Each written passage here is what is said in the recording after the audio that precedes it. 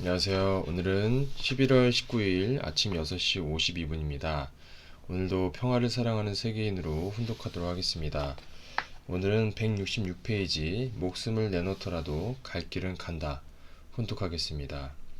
서대문 형무소에서 나오자마자 곧장 충청도 갑사로 내려갔습니다. 고문으로 망가진 몸도 추스르면서 교회가 나아갈 길에 대해 깊이 고민하기 위해 기도하기 좋은 숲을 찾아간 것입니다. 그때가 한국 전쟁이 끝난 직후라 먹고 살기가 무척이나 힘들던 때였습니다. 하지만 지금 당장 먹고 사는 일이 힘들더라도 훗날을 도모하지 않을 수 없었습니다. 비록 지금은 함께 모여 예배드릴 교회도 없는 처지지만 더 먼 앞으로의 일을 준비해야 한다고 생각했습니다. 세계 정세를 놓고 봤을 때 일본을 무조건 원수로만 여기고 배척해서는 안 되겠다고 생각했습니다. 나는 일본 선교활동 계획을 모두 준비한 뒤 갑사 뒷산으로 최봉춘을 불렀습니다. 너는 지금 당장 현해탄을 건너가야 한다. 죽기 전에는 돌아오지 못한다. 느닷없는 이야기에 그가 얼마나 놀랐겠습니까? 그런데도 조금도 주저하지 않고 예 하고 답하고는 부름받아 나선 이 몸 어디든지 가오리다 란 성가를 부르며 호기롭게 산을 내려갔습니다. 일본에 가서 생활은 어떻게 하고 선교를 어떻게 시작해야 하느냐고 묻지도 않았습니다. 최봉춘은 그렇게 담대한 사나이였습니다. 당시만 해도 일본과 국교가 열리기 전이라 밀항하는 수밖에 없었습니다. 밀항은 나라법을 어기는 일이었지만 반드시 가야 하는 길이었기에 모든 것을 감내할 수밖에 없었습니다. 최봉춘은 목숨을 내놓다시피 하고 밀항선에 올라왔습니다. 그가 바다를 무사히 건넜다는 소식을 보내오기까지 다른 일은 일체 접어두고 골방에 들어앉아 기도 정성을 드렸습니다. 먹지도 않고 자지도 않았습니다. 그를 일본으로 보내는데 필요한 돈 150만 원은 빚을 내어 충당했습니다. 밥을 굶는 식구들이 즐비한데도 큰 빚을 낼 정도로 일본 선교는 시급한 일이었습니다.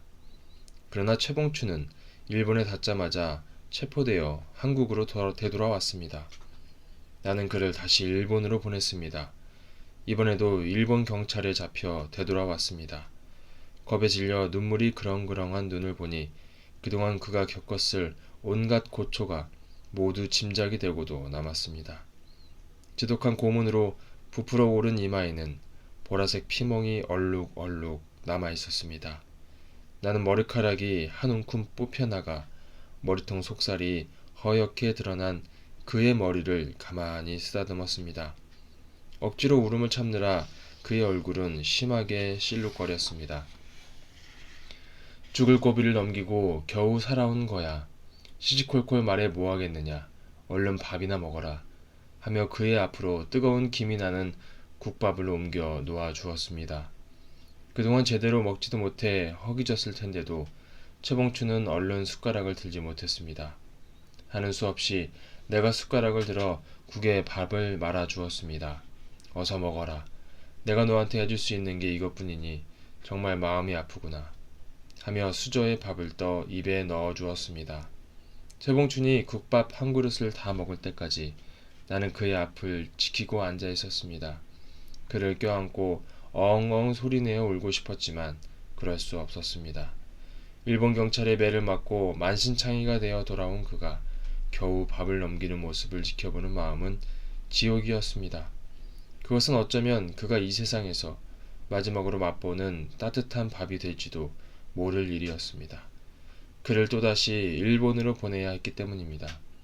밥을 먹고 난 뒤 최봉춘을 데리고 다시 갑사 뒤편에 올랐습니다.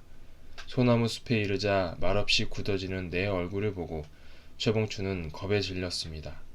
너에게 뭐라 말할 수 없이 미안하다만 오늘 밤에 다시 부산으로 내려가 배를 타라. 네가 일본 경찰한테 10번을 잡히더라도 어쩔 수 없다. 죽음이 코앞에 닥쳐와도 주어진 길은 갈 수밖에 없는 거야. 하루라도 헛되이 낭비할 수 없으니 오늘 밤 기차로 내려가라. 선생님, 어떻게 저한테 이러실 수 있습니까? 저는 못 갑니다. 무서워서 다시는 못 가요. 최봉춘은 그 자리에 주저앉아 울기 시작했습니다. 겁에 질린 그의 울음소리가 메아리로 번져 내 가슴을 파고들었습니다. 울지 마라. 울음은 너를 약하게 만들 뿐이야. 너는 본래 무서움을 모르던 용감한 사내가 아니었느냐. 겁낼 거 없다. 밑선을 타는 건 너 혼자지만 그렇다고 너는 절대로 혼자가 아니다.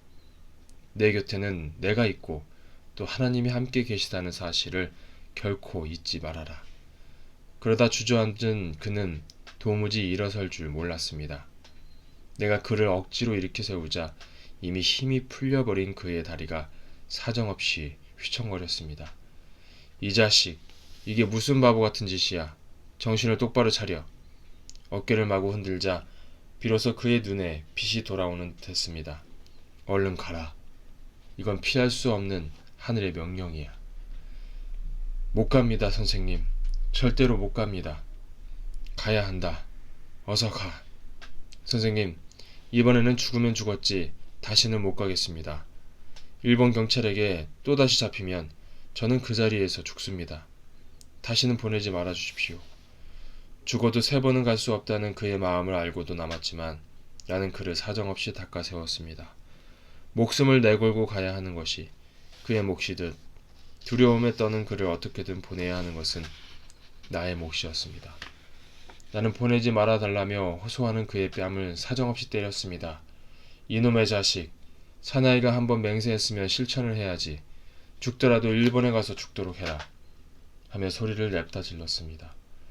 그렇게 무섭게 몰아붙여야 하는 내 마음이 더 아팠지만 어쩔 수 없었습니다. 그를 보내고 싶지 않은 건 나도 마찬가지였습니다.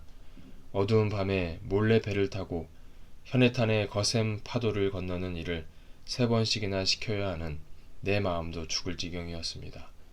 그렇지만 그때는 일본으로 선교를 반드시 가야 하는 때였습니다. 하늘의 때는 사람이 마음대로 밀었다 당겼다 할 수 없습니다. 그 엄중한 사실을 나도 알고 그도 알고 있었습니다. 최봉추는 또다시 부산에서 밀항선을 타고 일본으로 건너갔습니다.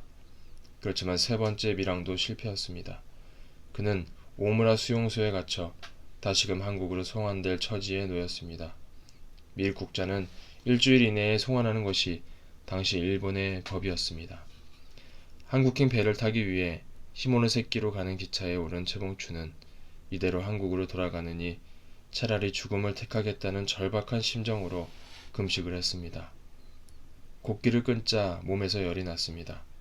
일본 경찰은 치료를 위해 본국 송환을 미루고 그를 병원에 입원시켰고 그는 그 틈을 타서 병원에서 도망쳐 나왔습니다. 생사를 건 3년의 각고 끝에 최봉춘이 일본에 정착한 것은 1958년 우리나라와 일본은 정식 국교를 맺지 않았을 뿐 아니라 압제 정치에 대한 아픈 기억 때문에 일본과의 수교를 모두 거세게 반대하던 시절이었습니다.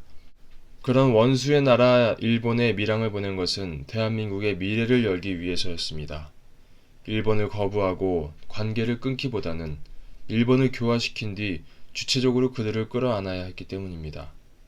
아무것도 가진 것이 없는 우리나라로서 일본의 위정자들과 통하는 길을 뚫어 일본을 업어야 하고 또 어떻게든 미국과 연결되어야 미래의 한국이 살 수 있는 길이 열린다고 내다보았습니다.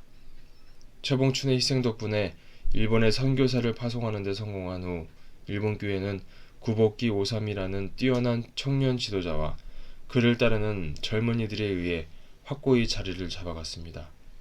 이듬해에는 미국으로 선교사를 보냈습니다.